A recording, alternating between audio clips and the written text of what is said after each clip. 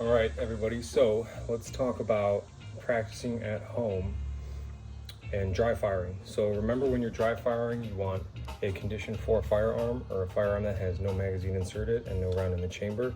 If you want to use dummy rounds, which I talked about previously, dummy rounds are a great training tool.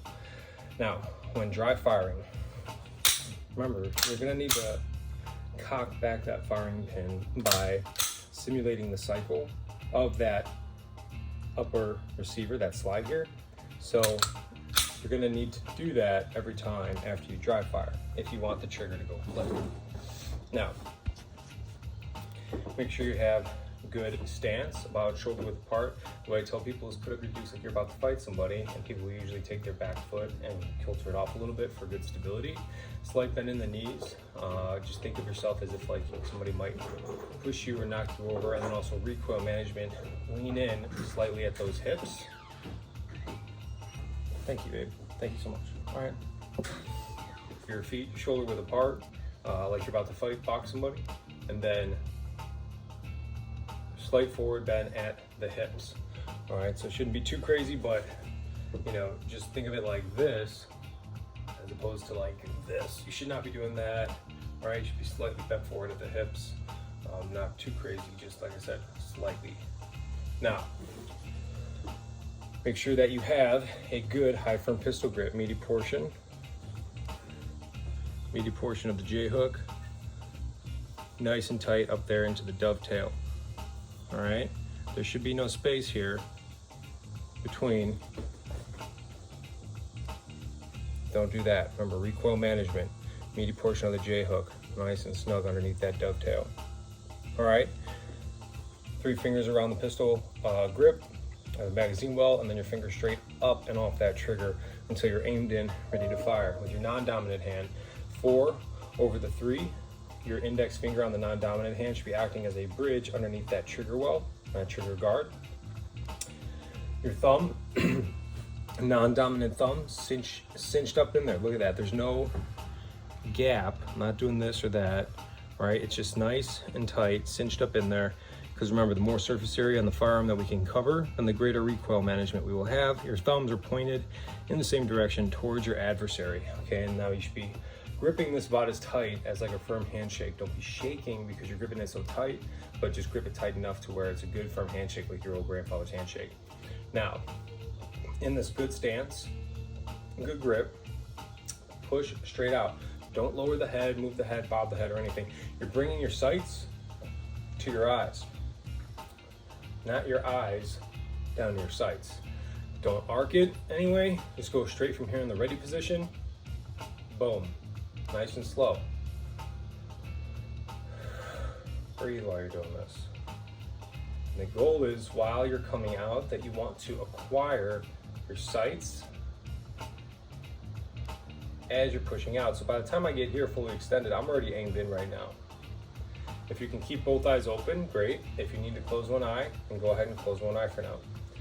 As you flare your elbows out, it also acts to cinch down your grip a little bit. So, boom, right here. Now I'm aimed in. And now the little saying that we say is, even sights, even lights. Focus on the front sight tip. Breathe. Slow, steady trigger squeeze, taking out that slack. Slow, steady trigger squeeze. Stay aimed in, stay aimed in, stay aimed in. Finger out, back to the ready, and reset. Stay aimed in 3 times afterwards to tell you to stay aimed in each time. All right, now notice when I pull the trigger, I'm not going, all right, the goal is to keep this as simple and straight as possible as you pull back on that trigger.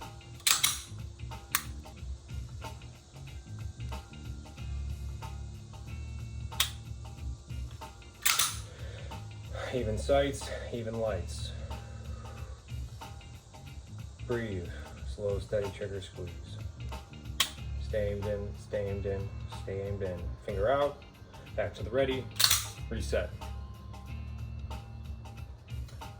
To tell if you're doing this well or not, you can take a dummy round or an expended shell casing, not live ammunition, because we don't train in simulated environments with live ammunition.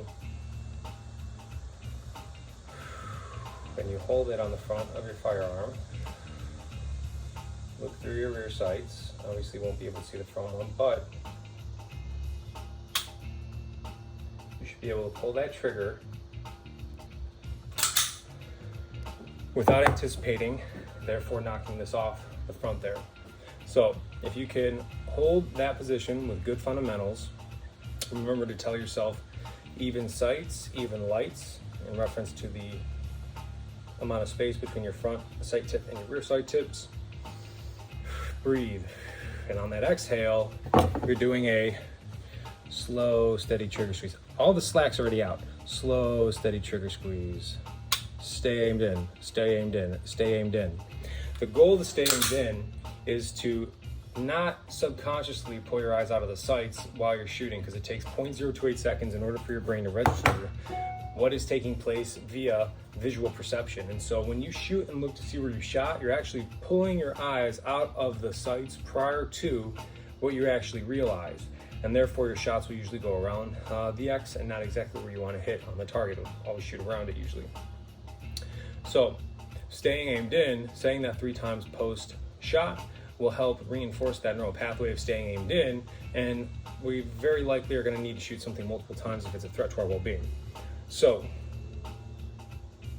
remember, practice those good fundamentals, good stance, good high firm pistol grip, stay aimed in, even sights, even lights, slow, steady trigger squeeze, breathe, click, keep the dummy round on the front of that barrel so it should not be falling off, stay aimed in, stay aimed in, stay aimed in, 3 times, take your finger out, bring it back to the ready position, and then you can officially reset.